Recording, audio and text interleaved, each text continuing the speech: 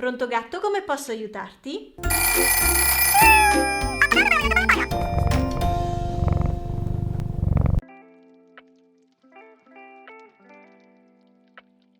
Tagliare le unghie al gatto?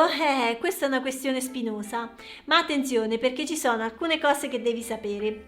Prima di tutto sappi che le unghie dei gatti svolgono un ruolo fondamentale nella loro natura felina. Per i gatti, infatti, graffiare è un bisogno indispensabile. Attraverso il graffiare i gatti segnano il territorio, esercitano i loro muscoli e mantengono le unghie in buona salute. Quindi è importante rispettare questo comportamento naturale del gatto e fornirgli supporti adatti dove poter esprimere la loro natura. Iniziamo con la buona notizia. Tagliare le unghie del gatto è una pratica che dovrebbe essere fatta solo quando necessaria. Non è obbligatoria per tutti i gatti, poiché la maggior parte delle volte le unghie si consumano naturalmente con l'uso. Vivendo in casa però limitiamo il territorio del gatto, che ovviamente cercherà di soddisfare il suo bisogno altrove. Cercare di scoraggiare questo comportamento porta frustrazione al gatto e potrebbe sfociare in comportamenti indesiderati come pipì fuori dalla lettiera.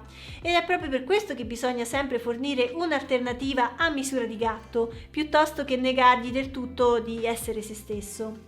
Fornisci allora a Micio l'opportunità di graffiare su superfici adeguate, come tiragraffi o alberi per gatti, per soddisfare il suo bisogno naturale di graffiare.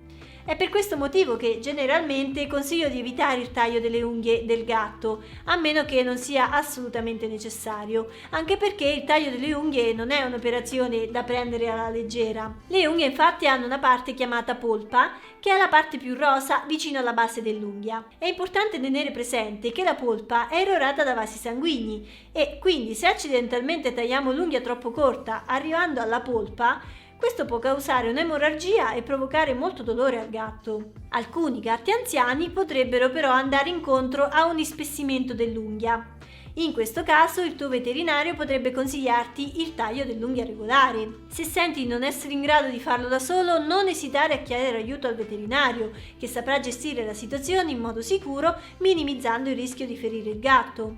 Ricorda che amare i gatti vuol dire anche rispettare la loro natura felina e fare di tutto per offrirgli una vita dignitosa e appagante. E tu hai mai tagliato le unghie al tuo micio? Condividi la tua esperienza nei commenti e seguimi per non perdere le prossime pillole gattose.